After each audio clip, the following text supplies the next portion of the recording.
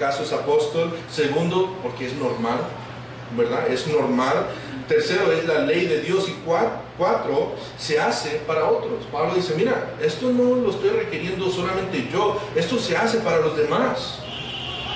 Verso 12, si otros participen de este derecho sobre vosotros, ¿cuánto más nosotros? Pero no hemos usado de este derecho, sino que lo soportamos todo por no poner ningún obstáculo al Evangelio de Cristo. No sé si recuerdan, pero en el inicio vimos que había muchas divisiones en la iglesia. Muchos decían, no, yo soy de Apolos, no, yo soy de Pablo, no, yo soy de Pedro, y los más espirituales digo, no, nosotros somos de Jesús, ¿verdad? Se estaban dividiendo en la iglesia, en esos grupos, pero esas personas, con la excepción de Jesús, esas personas eran pastores ahí en la iglesia, pastores ahí en la iglesia. Apolos, Pedro, ellos eran pastores y la iglesia los apoyaba a ellos. Y Pablo básicamente dice, yo fundé la iglesia. Quizás yo tengo más derecho que ellos a un salario. Pero, aunque tuvo el derecho de hacerlo, mira lo que dice, no hemos usado este derecho por no poner ningún obstáculo al Evangelio de Cristo. ¿Por qué? Pablo no quiso que los nuevos creyentes o incluso los incrédulos a los que estaba evangelizando pensaran que él estaba predicando por motivos egoístas. Él no quería que personas pensaran que Pablo estaba ministrando por dinero o por tener una vida fácil. Yo sé que es broma a veces, pero he escuchado personas decir, no encuentro trabajo, mejor me hago pastor, ¿verdad? Y a veces personas piensan así, pero yo creo que esto era muy importante para el ministerio de Pablo. Yo creo que esto era muy sabio de Pablo. ¿Por qué? Porque los judíos tenían un trasfondo de la ley. Y en la ley desde el inicio, Dios estableció que los sacerdotes, los levitas, iban a vivir de los diezmos de sacrificios y de trigo y de las ofrendas del pueblo. Eso era el principio que Dios estableció desde hace mucho. Entonces los judíos, ahora que son cristianos, ellos se dan cuenta, esto siempre ha sido así, es un principio de Dios desde hace mucho, no hay problema en eso. Pero Pablo no fue llamado a los judíos, fue llamado a los gentiles. Ellos no tenían este trasfondo, ellos no conocían esta verdad de Dios. Entonces iba a ser más fácil para ellos ver a Pablo y decir, obvio, tú estás haciendo eso porque quieres plata, ¿verdad? O quieres algo de nosotros. Entonces Pablo dice, mira, prefiero evitar eso y que personas no tengan esos pensamientos y que eso les impide venir a Cristo. Entonces no me importa, no voy a recibir ningún salario, yo voy a trabajar. Y lo hizo con gusto, él y Bernabé. Y yo creo que hoy en día es bueno que los ministerios nuevos se ocupan de personas que se pueden apoyar solos, o que por lo menos por otros creyentes pueden apoyarlos hasta que haya un grupo de creyentes bien establecido. ¿Por qué? Especialmente en áreas aquí donde esto es muy abusado. La verdad es fácil impedir que las personas se abstengan de venir a Cristo o de venir a la iglesia. ¿Por qué? Porque por otros casos todo se trata de dinero. Cuando salimos a evangelizar en el centro, yo siempre escucho lo mismo, no, todos los pastores son ladrones. Digo, yo soy pastor. ¿No? Pero la verdad, eso se ve el día de hoy. Entonces yo creo que es muy importante que los ministerios nuevos sean ocupados por ministros y personas que se pueden apoyar solos, para evitar estos malentendidos y evitar estos malos testimonios. Yo también creo que es un buen testimonio, especialmente en lugares como aquí, donde personas son heridos por el abuso del ministerio, que no solo buscan dinero. A veces son casos así donde casi el evangelio se vende el evangelio para dinero por la iglesia o dinero por algún ministerio, y eso está mal, eso está lastimando a muchas personas. Y yo creo que es un buen testimonio tener ministerios así en lugares así. Entonces, primero, porque es apóstol. Segundo, porque es normal. Tercero, es la ley de Dios. Cuarto, se hace para otros apóstoles básicamente. Pero cinco, es un patrón universal. Un patrón universal. Verso 13. ¿No sabéis que los que trabajan en las cosas sagradas comen del templo?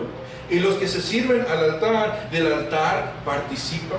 Ahora, el apoyar a los sacerdotes, ellos hasta en Corintio lo veían en los tiempos paganos ahí en Corintio, pero él no está refiriéndose a eso.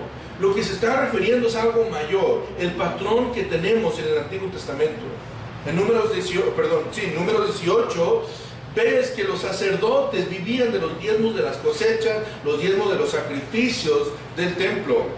Y aún cientos de años antes de que se estableció el primer sacerdote, que era Aarón, cientos de años, Abraham le dio en Génesis 14 diezmos de todo, literalmente. Si ven en Génesis 14, le dio diezmos a todo a Melquisedec, que era un sumo sacerdote también. Entonces, estas personas, los sacerdotes, entregaban su vida al ministerio por completo.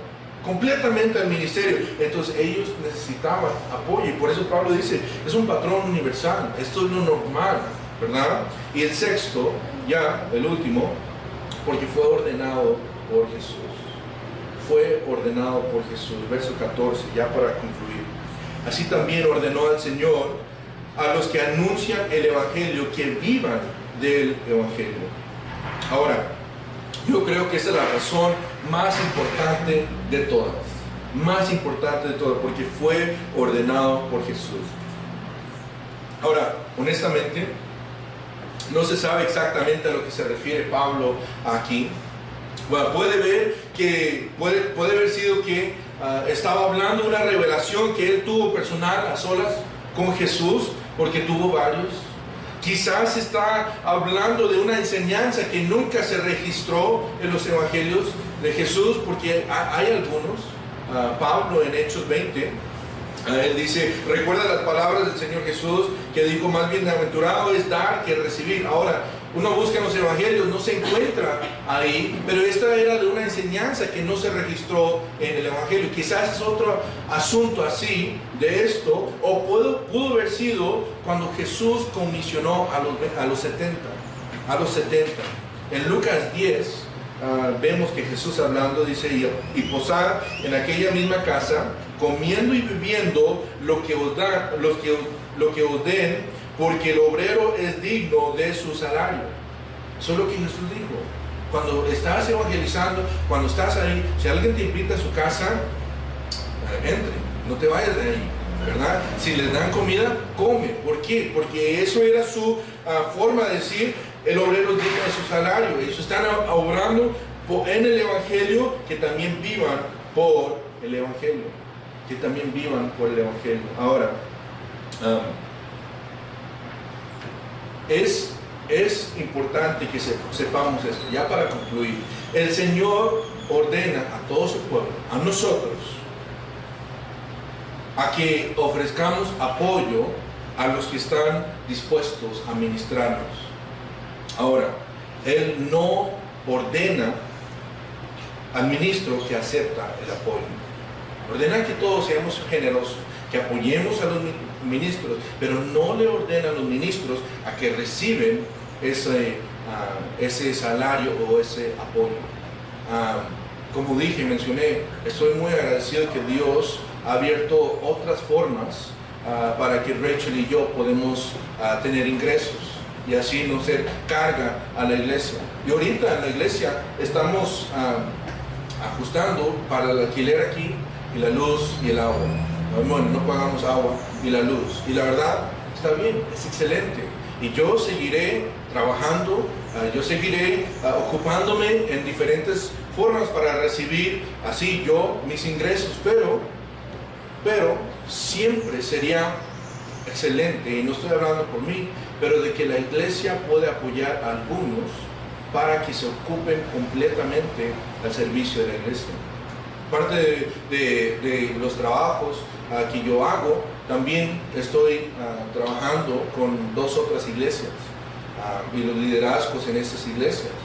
Me ocupo también en traer a veces grupos para acá. He tenido que rechazar algunos grupos porque no hay muchas manos, ¿verdad?